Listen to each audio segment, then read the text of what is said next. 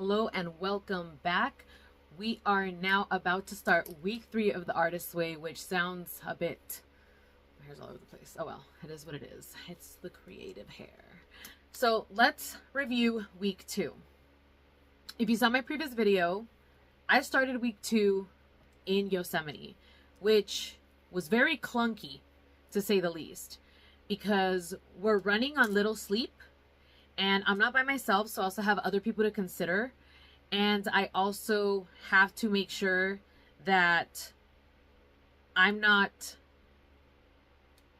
avoiding my own needs for the sake of others, but also not being a selfish bitch, because we're doing all this together, right?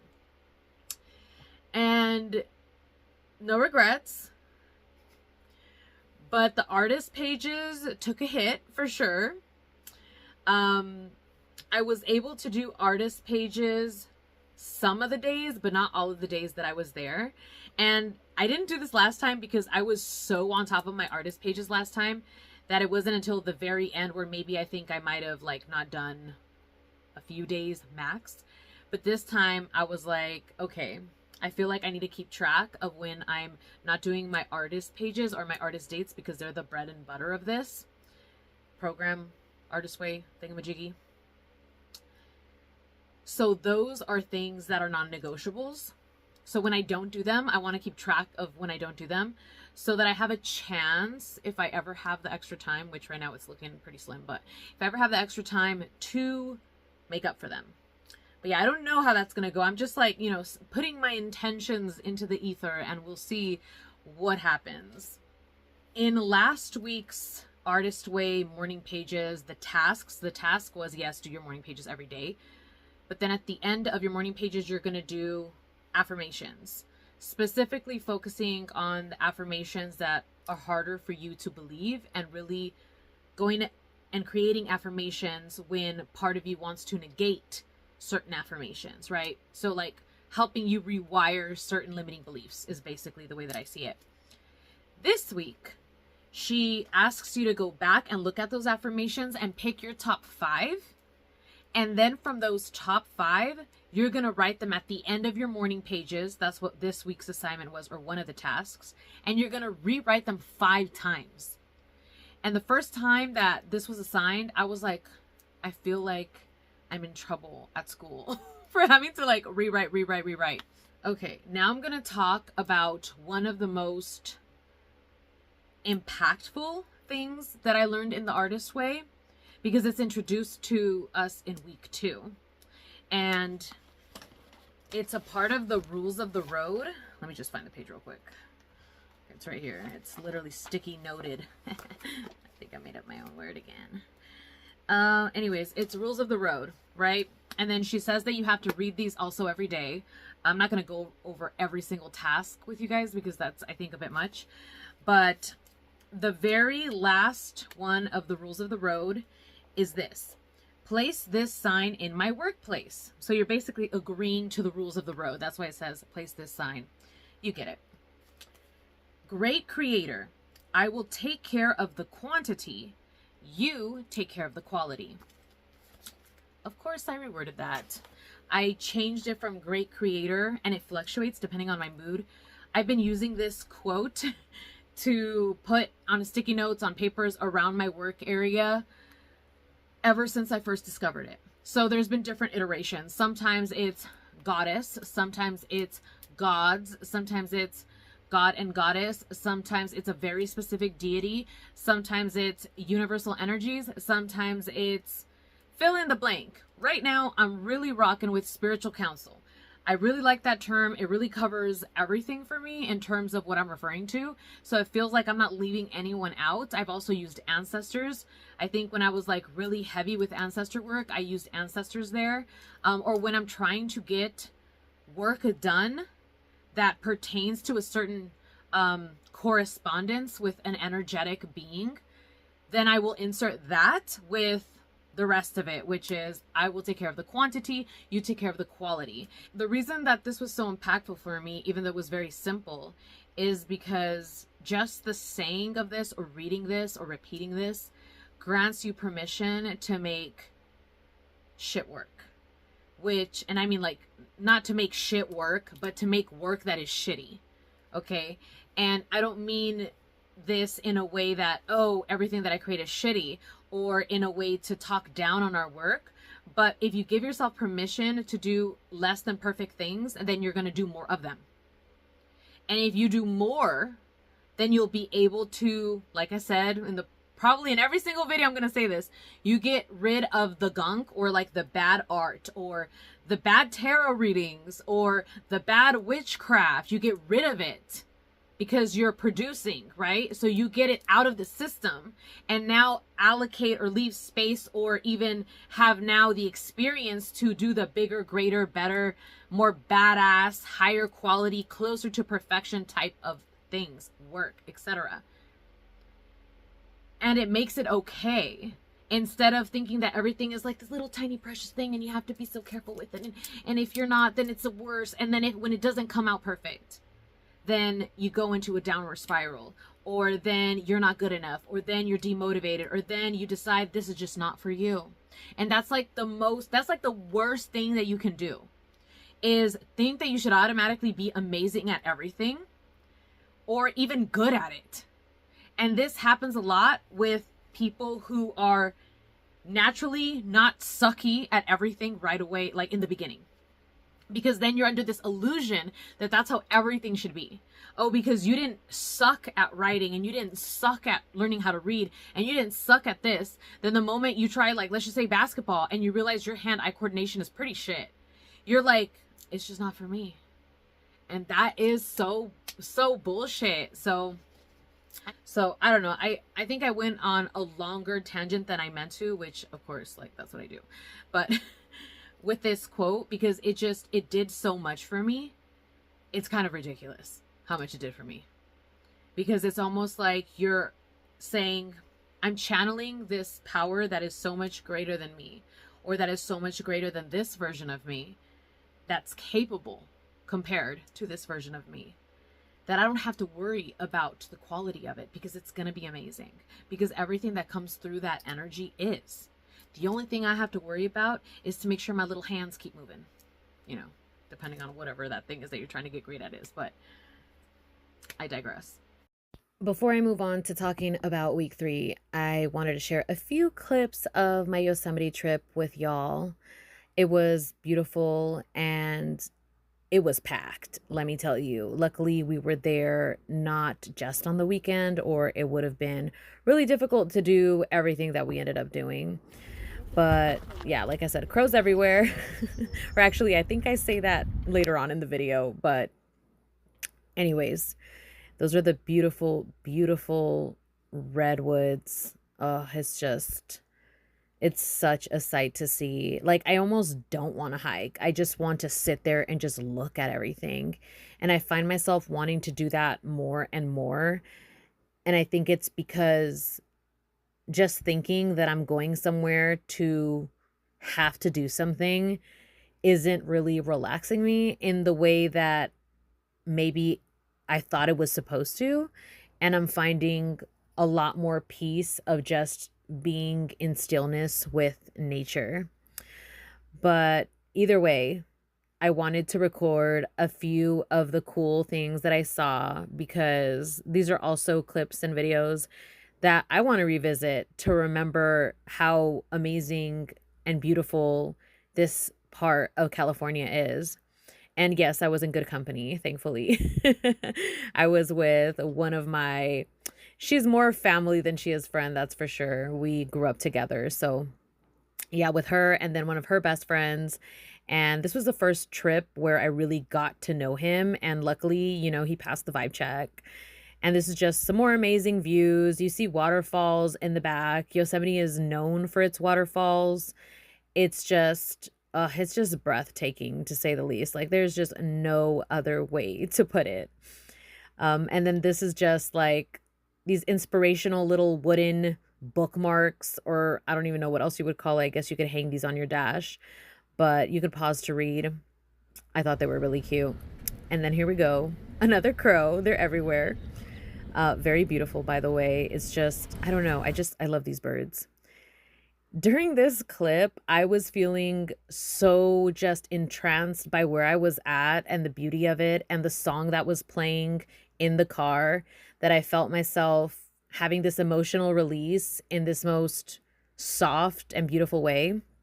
And I thought, I'm just going to show this. Like, I just think like it's so beautiful to be able to say that nature and your gratitude for being where you are can bring you to tears.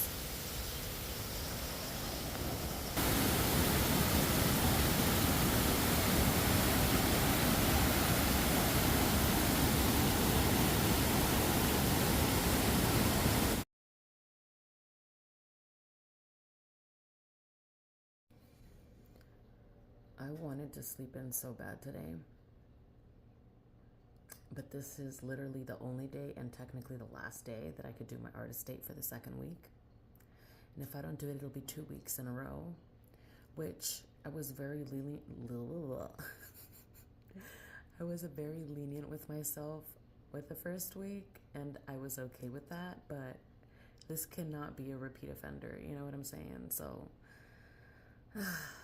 I'm just gonna down some water, prep my shit, and be on my jolly way, and yeah, knock this bitch out of the ballpark. So I'm pretty much ready to leave, and I'm almost out the door, maybe like in the next 10 minutes or so. But I had to stop myself because I was rushing. And I mean, obviously there's times in your life when you do that, but I didn't need to be doing that. So I'm like, why the fuck are you rushing? And this is something that I have to catch myself doing in order to prevent myself from basically becoming more tired than I really need to be during the day. And I came across this term a while back called rushing woman's syndrome. You can look it up and figure more in-depth things if you want to, but basically I feel like it's pretty self-explanatory. And I started noticing this also in a lot of the women around me, specifically the high-strung, more stressed out women around me.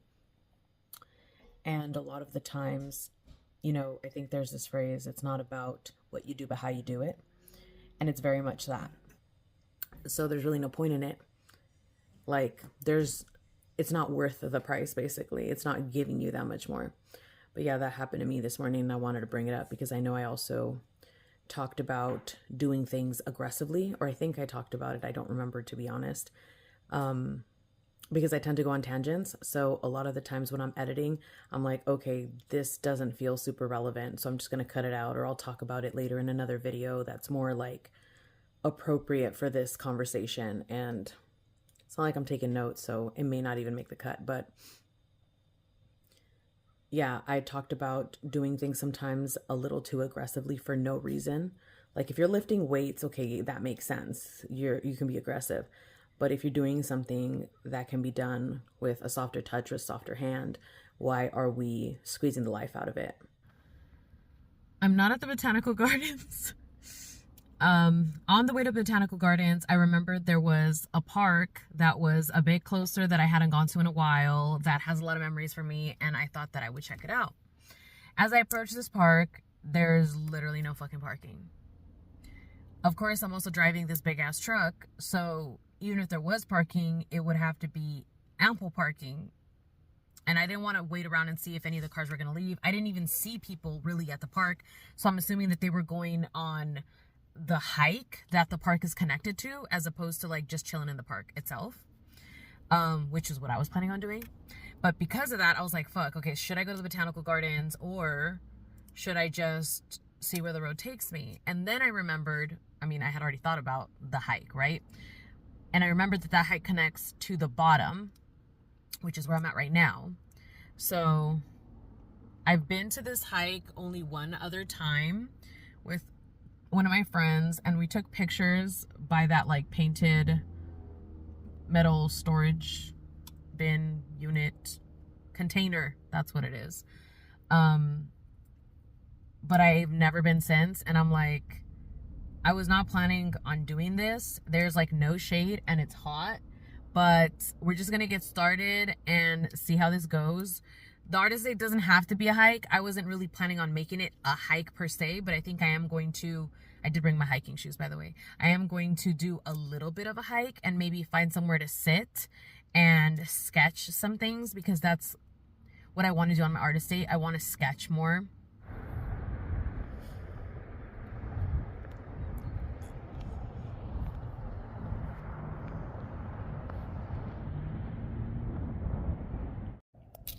So I know this camera is probably a little crooked, and it's quite a sunny day today. It is Southern California, so it gets hot as fuck over here. I'm pretty much at the end of my artist date, but it's a combination, or it was a combination of sketching, not just one thing, but like scenery, and then also like random things, objects, and then I also did a little bit of poetry, and then I was inspired to start a short story. So that was interesting and unexpected, because I feel that this is dramatically different from my first artist date. Like comparing this one versus the one when I did it the first time, it's dramatically different in so many different ways, and I think I'm going to journal about that later. But it was such a relaxing experience. This is the main difference. My first artist date was not relaxing. It was a little bit like I felt anxiousness on the surface, you know? But anyways, the crows aren't circling anymore, but I did recently acquire the Crow Tarot, which is now my second crow deck. And I told myself I didn't want to be the person who had every deck of everything that they like, but maybe that's just my calling, who knows. But yeah, after much I mulled over this a lot, basically. I just said, fuck it, I'm getting the Crow Tarot. Also because of things that happened in Yosemite and a dream that I had while in Yosemite, which I don't feel like sharing right now. But yeah, I feel very blessed to know the crows in the way that I know the crows, or that the crows know me. And I wanted to bring this deck out with me because it just felt right. And I knew I was going to see crows because they're everywhere around here. I'm not going to be like, oh, because I'm so special and they always show up everywhere I go. I mean, yes, that too, but more than anything, they're just everywhere. So I wanted to pull at least one card and like do it in real time and see what the message was. I think first I want to pull a card for this specific hiking spot, because I just like to know the energy of the places that I'm interacting with.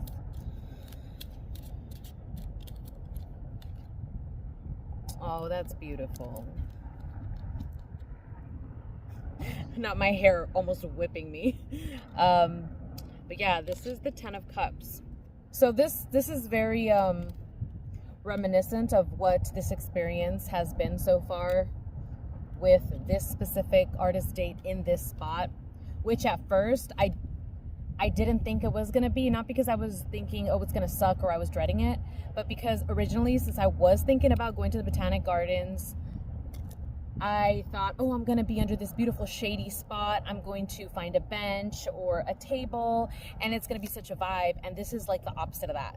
Like my ass was on this hard ass rock that I have to keep on shifting back and forth from because my butt was getting numb and it wasn't comfortable. And I kept on thinking like the idea of being an artist and how you need to create regardless of whether you're comfortable or not. But it doesn't necessarily mean that art has to be uncomfortable all the time. That's like, and that's something that Julia gets into also in The Artist Way. But it was kind of like me dealing with those themes, right? Like thinking about, like, yeah, it's kind of uncomfortable, but it's not enough for me to have a fit about it, you know? And then also thinking, but even though it's slightly uncomfortable, I'm still having like a good time and I'm still creating a variety of things. Like I thought I was just gonna like sketch and that was it. Or maybe just start writing and that was it. And it was like a little bit of all of these things that I think that my inner artist had been wanting to express, but I wasn't making time for. And this is one of the reasons why I love The Artist Way, because I sometimes, or maybe you can resonate with this, right? Sometimes, not all the time, but I sometimes need to be directed and told what to do, even though it's something that I know that I want to do. It's like I need to have a structure around it. And yes, you can make your own structure, But I feel like when I'm making it public or when I'm sharing it with other people, it just adds that accountability factor times 10 on top of it. And I feel like this is a very common thing, you know. But yeah, the 10 of Cups to represent the energy of this space is also feeling ironic because Cups is water, right? And it looks like I'm in the middle of the desert right now. There is no trees. Well, actually there's trees there, but it's kind of like in like a little like bank area, and it's not hikeable. Is that even a word? I don't know. It makes sense to be a word, but yeah, so I think it's funny that it's definitely not representing the physical, obvious environment, but it is representing how I felt while I was here. So, work, girl. So now let's move on to talking about week 3, and the theme of the week, or I should say the title of this chapter is Recovering a Sense of Power. And this is one of my favorite chapters on this like second round of the Artist's Way, because just reading it, you feel that inner fire like growing, and I guess that's just the best way to explain it. So she starts by talking about anger, and this reminds me of The Witch's Black Lantern yet again. But anyways, I'm just gonna start reading bits and pieces from this section because it's so good. It's so good. So this first line is the last line of the anger section. And it says, anger is not the action itself. It is the action's invitation. And I loved that. It's literally highlighted in bright ass pink. Because it's trying to tell you when you feel angry about something, it's the call to take an action, not to hide, not to try to change it, not to punish yourself for feeling anger, and definitely not to shame yourself. And she also talks about shame and how big of a role it plays with us shutting down as creatives. This is also the chapter where she gets into the theme of synchronicity. This is where it continues to feel more magical, right? Like we're constantly talking about synchronicity, like, oh, I saw these numbers, I saw the crows, I saw this flower that usually is never in this space and all of a sudden it appeared, or this color of this bird I had never seen even though I always see this bird and that signifies this for me. Like symbolism, synchronicity, omens, even all of that, it comes from a creative place. So tying this into my brand of spirituality, into my identity as a witch, into my witchcraft, it's almost like if you don't let yourself explore and be creative, not only are you a blocked artist, you are a blocked witch as well. Then she gets into a whole section about shame and why or where this stems from, which I touched on previously. And then she talks about what can you do about this, especially when it comes to like criticism, because as artists, you're going to be critiqued. Like that's like part of it. I mean, as humans, you're going to get critiqued, right? So what do we do with this so that it doesn't completely ruin our trajectory? And she gives a couple of different tips and things like that. And then she says, because the antidote for shame is self-love and self-praise. This is what I did, because she also experienced, well, obviously she experienced it, but she also explains her own experience where she felt mortified by a critic with her work and how she was able to get through it. But she does talk about how criticism can be something that reveals something to us that was necessary. And then she creates like a list for how you can deal with criticism. Then the first exercise she has us do is detective work, where she writes, I think it's like 20 of these. She starts a sentence and then we have to finish it with like the first thing that comes to mind. These are just like the first few. My favorite childhood toy was, my favorite childhood game was, the best movie I ever saw as a kid was, I didn't do it much, but I enjoy, if I could lighten up a little, I'd let myself. And this is to help you rediscover those things that maybe you shut down at an early age. That's the main idea, is to help unblock that. Okay, I'm going to leave you guys with 2 quotes. She likes to put quotes on the side, which is also one of the things that I really enjoyed about this book. But the first one is by Martha Graham, and it says, there is a vitality, a life force, an energy, a quickening that is translated through you into action. And because there is only one of you in all of time, this expression is unique. And if you block it, it will never exist through any other medium, and it will be lost. I love that because it makes it sound like you not expressing what you can express is something that would be such a loss. And I don't know, it was beautiful, or it is. Okay, next quote. This is by Mae West. Whenever I have to choose between two evils, I always like to try the one I haven't tried before. I love that. I love that. Absolutely love it. Okay, so that's it for the preview to week 3. I think I'm going to be doing or trying to do a little bit more vlogging of the specific tasks now that I'm going to be home the entire week. But we'll see how it goes. And if you're doing this, I'd love to hear more about how it's going for you. It's been, I don't know. I've been having fun though. So that's a good thing. I'll see you guys next week.